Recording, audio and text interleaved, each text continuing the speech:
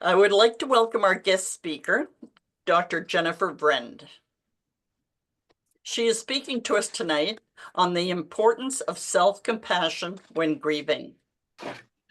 As the holiday season closes, many of us are navigating a mix of emotions. Dr. Vriend discusses grief and the vital role of self-compassion, treating ourselves with kindness and understanding during difficult times.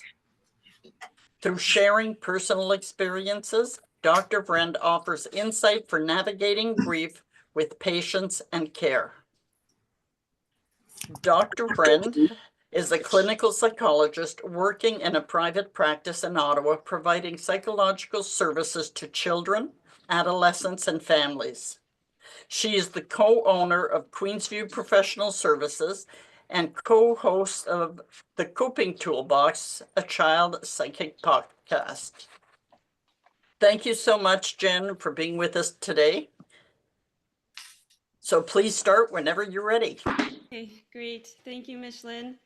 I'm just going to share my presentation, so it'll just be a sec. Hopefully that will work. There we go. Are you able to see the presentation? Yes. Yep. Okay. So again, thank you for the introduction. My name is Dr. Jennifer Vriend, and today I'm going to be talking about grief and self-compassion.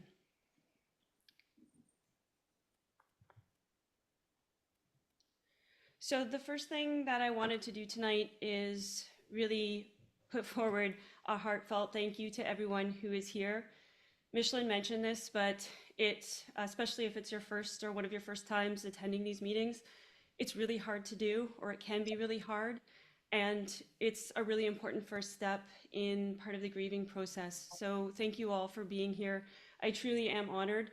I've attended a number of events that the Bereaved Families of Ottawa has hosted, and I have found them really, really valuable for myself.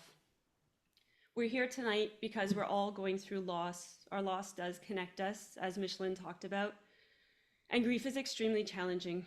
I think it's really important to remind ourselves that we're all doing the very best that we can during very difficult circumstances. Okay.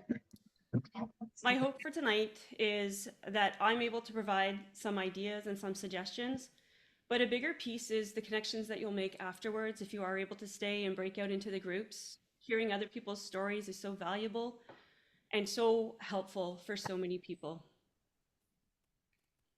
I've talked a little bit already about connecting. It's so fascinating to me because grief and loss are deeply human experiences. If you live a long life, you are absolutely going to experience significant grief and loss, and yet these experiences can be so isolating. Even though all of our experiences can be different, talking about these experiences and sharing our stories really helps to normalize the feelings that we have, and it creates connections. There's something really powerful about being able to open up to one another, even when it's difficult to share our stories. Michelin mentioned this in the opening, but some of you may not feel ready to share your stories tonight. I can tell you the very first time that I attended one of these events, I didn't say a word. I wasn't ready, and that was okay. I was able to hear other people's stories, and that actually really helped me. And that's the goal, and that may be the goal for tonight. Before I get further into the talk, I actually want to share a little bit about my own personal experience, as I think it really does help in terms of connecting. So I have a picture here. This was a photo taken several years ago now. This is a picture of my son and I. And he actually is almost 16 now and he hovers over me. But this picture is very meaningful, and it actually has, when I see it, it evokes all of these complex emotions in me. Back in 2015, my mom was diagnosed with terminal cancer. And not too long after her diagnosis, she decided family was really important to her, and she really wanted all of our family to be together. I'm one of 5 kids, and a number of us have kids of our own. So we actually planned a big trip to Mexico, and that's where this photo was taken. While we were on this vacation, my husband at the time was also quite ill. And about a month after we got back, it was actually my son's 7th birthday, February 9th, 2016. That was the day that my mom passed away. So she actually died much more quickly than we anticipated.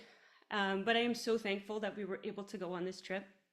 And it really does mean a lot to me that we were able to do this. About 4 years later, so it was in July of 2020, or yeah, July of 2020, um, my son was 11 at the time and his dad was 40, and his dad passed away. So I share these stories, and they're still hard to share.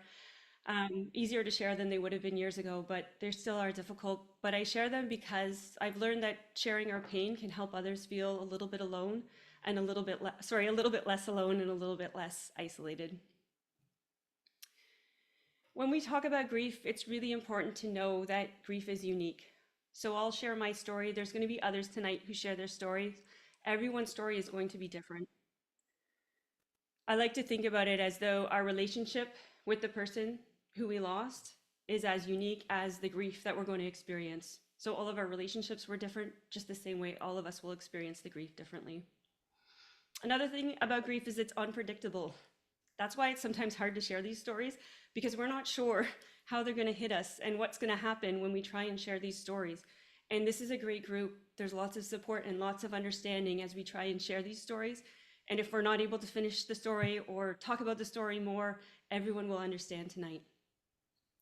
When we think about grief, it's important to realize that it's not a single emotion, it's actually a state of mind, and it's actually really important in order to process the loss that we've experienced.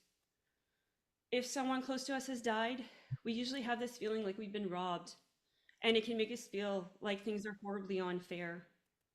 The words to grieve actually mean to carry a heavy burden, and everybody that's here tonight, everyone that's joining us, is carrying a heavy burden. I'm going to talk a little more about the holidays and the effects that holidays have on our grief, but if you're having a hard time right now coming out of the holidays, that's not surprising. The holidays tend to be a very difficult time. They can really magnify our grief symptoms. I briefly want to talk about the stages of grief just because there's a lot of misunderstanding about the stages. The stages are denial, anger, bargaining, depression, and acceptance. A lot of people either believe or want to believe that we go from one stage into the next, and we kind of follow this straightforward path to get to the end of our grief. I have to be honest with you, and I've had to be honest with myself and realize that our grief doesn't end. There isn't an end point, but our grief evolves and it changes, and our pain will lessen, and we'll be able to remember some of the memories with less pain over time, but the grief doesn't come to an end. So there is no perfect process of going through grief. The reason for the framework, the reason I'm talking about these stages, is they really are more about identifying our feelings. These are common responses that people have, and they're things that people often experience, although you may not experience all of these stages when you're working through grief. The other thing that's already been mentioned a couple of times tonight is that there is no typical way of responding to loss. As I've said before, your grief is unique. So not everyone is going to go through all of these stages, and they don't follow an order. The other thing that happens is we sometimes will bounce around. Some days for me, it's easier to accept some of my loss, and then a few days later, I might really feel like more in that depressive state, or the bargaining, or the anger, or some of those other stages will come out. And just being aware that you're going to bounce around those stages and it doesn't mean you're going backwards is a really valuable information to know. A lot of people wonder why the holidays are so hard. So the holidays can really magnify our losses. They mark the passage of time. Often we think about it has been this many birthdays or this many Christmases or this many Hanukkahs since our person passed away. The holidays are often a time that we spend with people who we really love. And so not having that person that died there can be really hard. Sometimes that person had a special role that they played, and now we don't know who's going to fill that role, or they had a chair that they sat in, and now that chair is empty. Those things are really, really hard. If you're having a tough time, I think it is so important just to remind yourself that the holidays, and as we're coming out of those holidays, just knowing that these are some of the toughest times we have to navigate when we're working through loss. Another thing that's hard about the holidays is it's supposed to be a happy time of year. And I'm sure some of you have felt this. I know I have felt this. When you're feeling really sad and you're really deep in your grief, And maybe all you have to do is run into the grocery store and grab a bag of milk, but you know there's going to be holiday music and people are going to be saying happy holidays. That's tough. That's a really difficult experience. And it's really important to be able to acknowledge some of these emotions. We might be feeling sad or guilty or angry or envious. Feeling envy, feeling jealousy for people that aren't having to go through loss is a normal human emotion to have, and it's okay if you're feeling that way. It's also important to remember our feelings can coexist. So we can actually, I often will tell myself this, I can miss my person and I can enjoy the holidays at the same time. I can miss my person and I can still enjoy my life. And in the beginning, that's going to be a lot harder, but over time, I'm finding that that is getting a little bit easier to do. I'm going to stress this a few times today, but a lot of self-compassion is really about being kind to ourselves. Things that help. It's important to recognize, everyone that's here tonight, we've all experienced loss. When we experience loss, it makes us vulnerable. And the more vulnerable we are, the more important it is that we're gentle with ourselves. It's important to really try and spend some time being with the pain. We often call it dosing the pain, so it's sometimes just a little bit at a time, but allowing that to happen, trying to accept all of our feelings, not judge our feelings, but just accept them, even the ones that are really tough. I mentioned one earlier. I mentioned envy and jealousy. That's a tough one, but we're all going to feel that from time to time. It's a normal human emotion and it's okay. Another one sometimes that's hard for people is anger. So in therapy, we always talk about this, but all of our emotions are okay, but we want to think about what we do with those emotions. So learning ways that are going to work for us to channel some of these emotions that are more difficult. That can be through physical activity, that can be through the arts, that can be through journaling. For some people, talking, being able to vent about things can be helpful.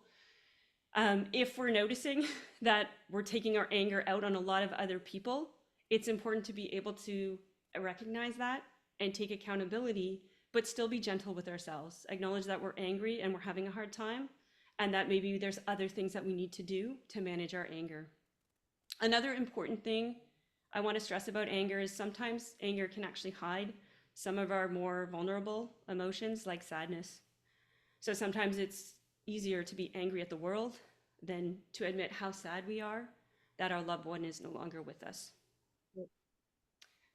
Again, we've mentioned this a couple times, and I know it can feel really lonely, but just that reminder that we're not alone, that there are other people out there who want to support, who want to help.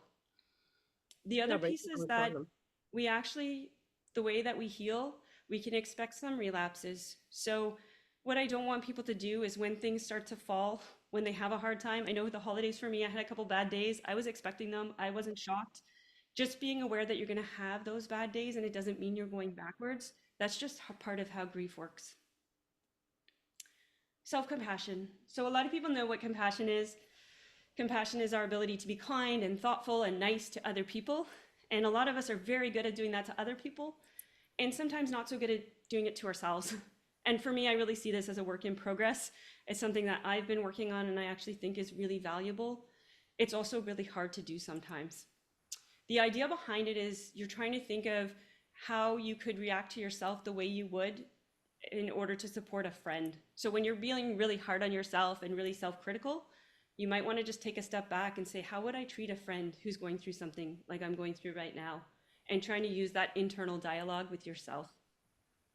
When we're feeling inadequate, when we're feeling vulnerable, that's usually when we're going to be the most harsh with ourselves, and that's when we need self-compassion the most.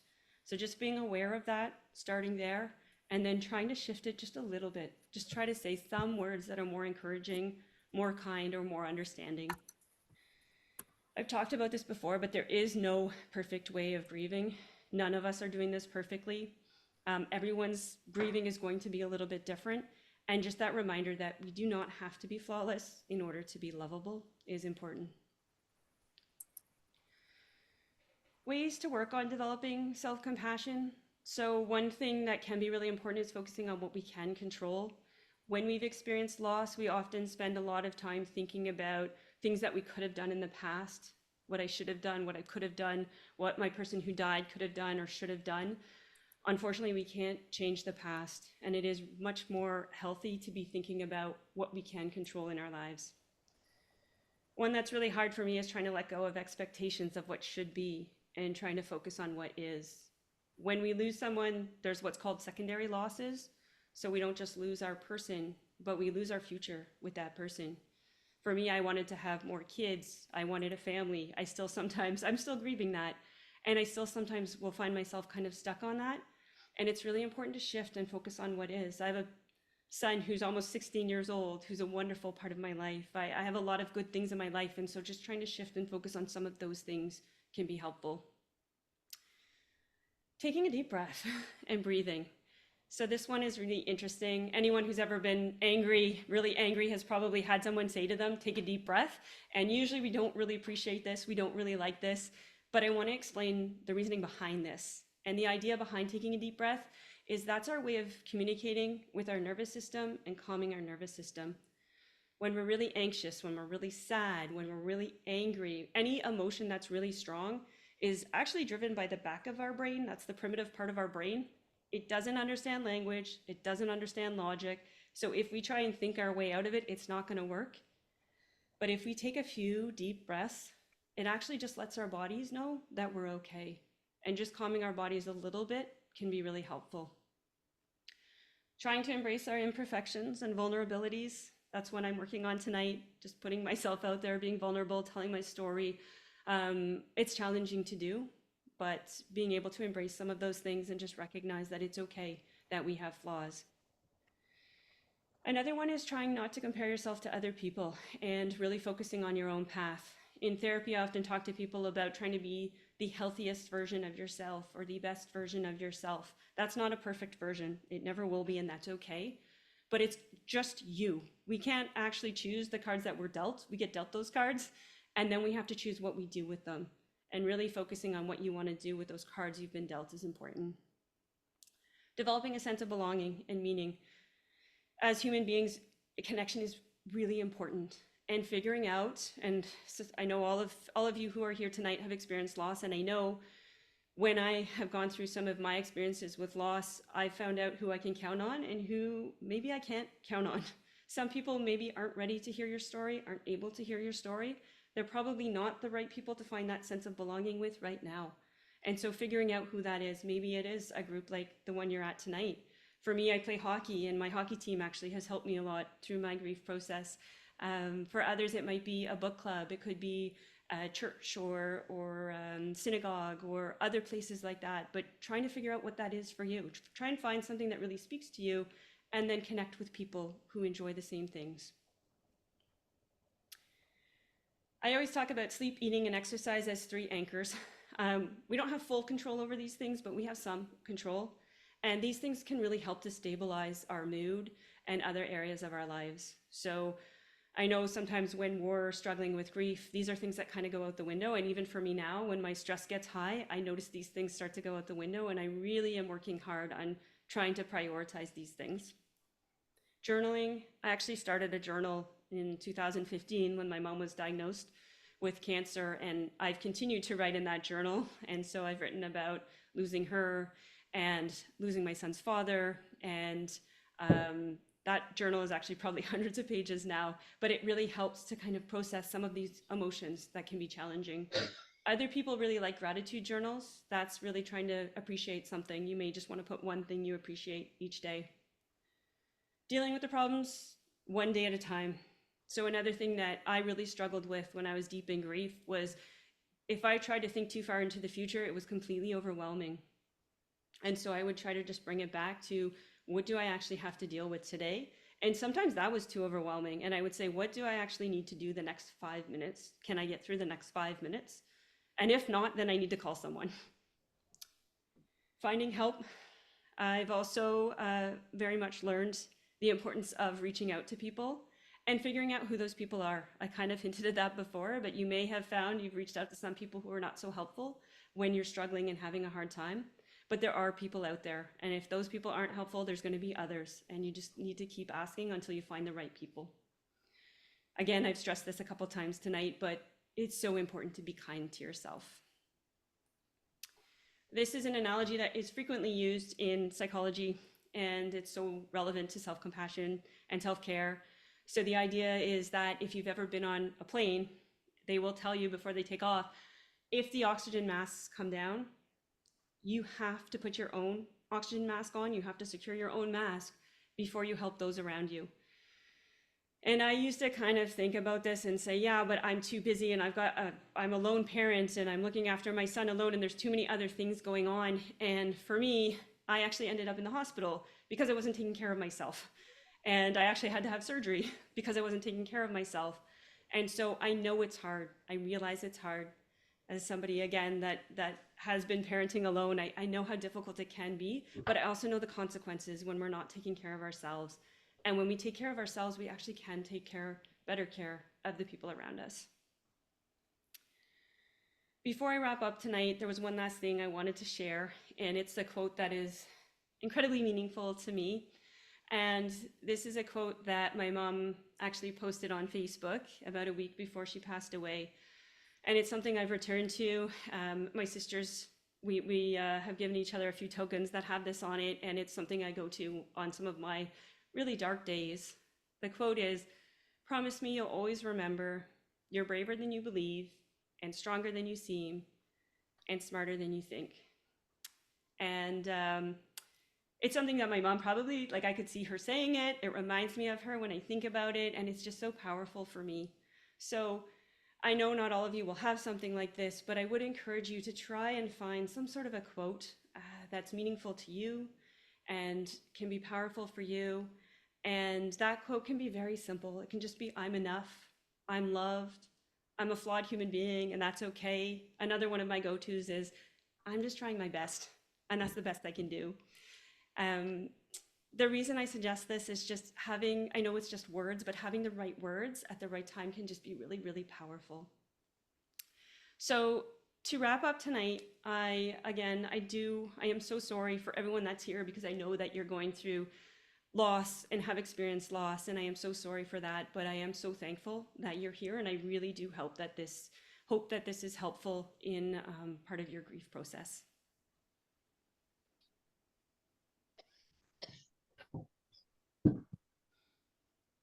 Well, thank you, Jen.